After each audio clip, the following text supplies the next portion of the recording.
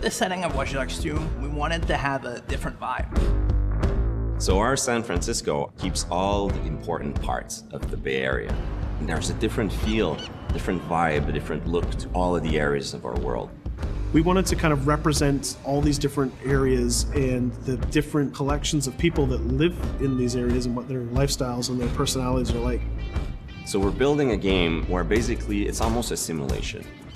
You're in that world, and if you stop moving and you look around, you feel the world is alive, right? This is the promise of what an open world game is. We broke the feeling that the world is centered on you, the player. So characters shouldn't only react to you, they should react to each other.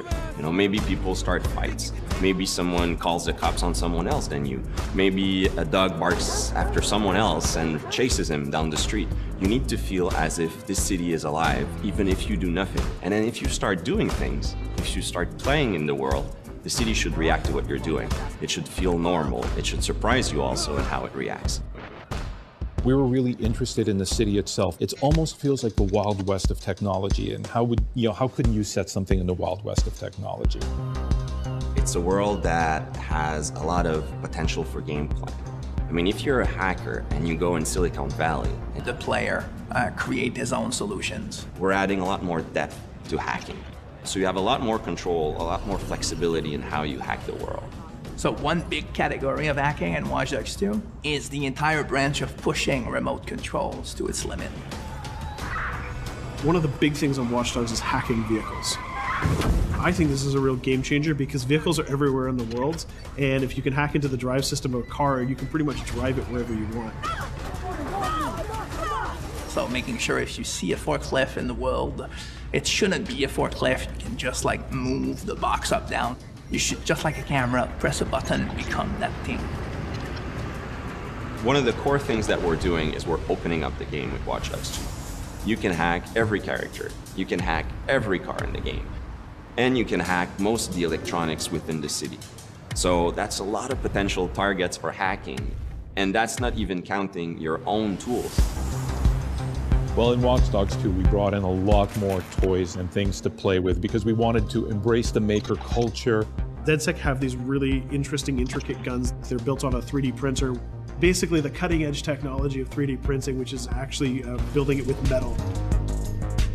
It's also got this really cool taser. So if you want to play the game completely non-lethal and not actually kill anybody, you can totally do that. We're playing with a lot more crafted items and a lot more of little devices that you can use. One of the things that people kind of like that we've done, they really like what we've done, is we've created toys for Marcus. He has an RC jumper. It's got little wheels, and it's even got this little robotic arm that he can sort of deploy, and he can interact with things. He can unplug things and replug them and take out screws. It's a neat little toy. And then the other gadget he's got is this quadcopter. And it's more about scouting and being the eye in the sky. First person view on it is incredible because you're just zipping through the city. It feels like you're flying. Well, you are flying. Another branch, which is kind of connected to it, is the concept of manipulating people. In Watch Dogs 1, you could only hack the people that were marked as potential target. Now, you can target the person you want, and you can hack them in multiple ways. For example, I could hack one person and distract them, have their phone ringing so they look at their phone to create a distraction. Later on in the game, you'll also be able to do things we call mass hacking, which is, well, why only hack one if you could hack them all? There's one thing that I really believe about Watch Dogs players is that there is no Watch Dogs player. There are many types of Watch Dogs players. You should be deciding how you want to play the game. So that means you can play a mission full gun blazing, that's the way you like to play, full stealth, or through hacking only, project yourself in computers, take control of electronics, influence people, and try to get to your goal that way. We try to really support all players types across all different styles of play, and also allow players to combine and mash these styles and play together too. If you've been playing a certain way for a while, we want the game to kind of challenge you to try different things, but also not force you into playing the game a certain way. We work to improve the driving, make it more accessible while keeping all the different styles of vehicles and adding a lot of physics and feel to all the vehicles. So we keep the depth but have more accessibility. The team is super happy with the result we've had, and I hope gamers will be just as excited.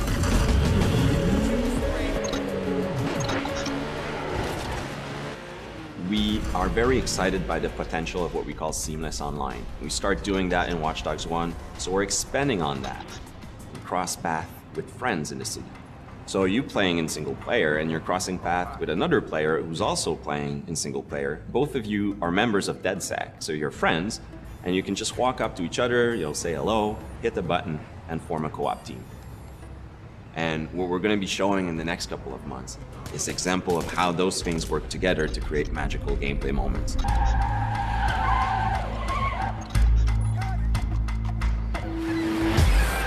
The city of San Francisco and the whole Bay Area is exciting. It's vast. You're going to find a ton of things to do that are unique to you. Basically build your own moments. Create a situation that you start laughing at and you say, wow, this happened, and you want to share it with friends. You don't want to just be like a roller coaster or a theme park ride where I go through all the same beats as everybody else. You decide what you want to be spending your time doing.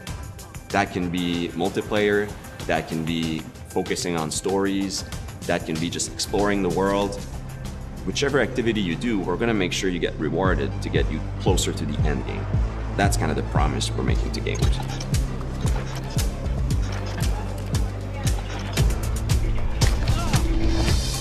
You always know it when something starts to click and starts to work.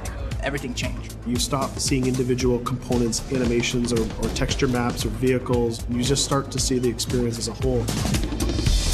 It changes on the floor. People get excited about it. This is it. It exists.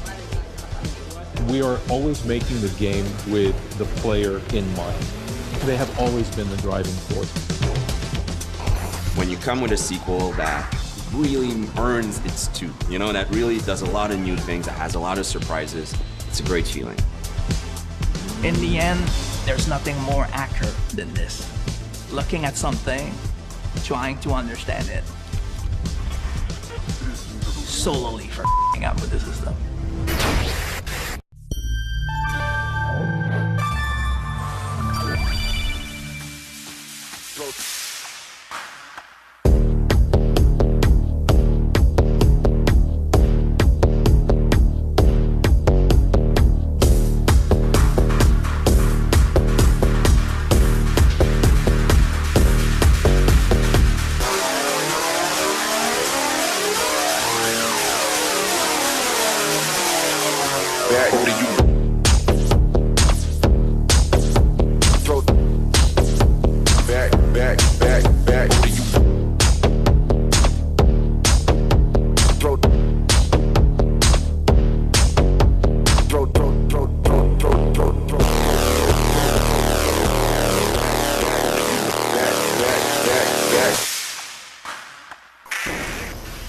Want more info about Marcus? Check out our website. Subscribe to our YouTube channel and be the first to see new trailers and behind-the-scenes action.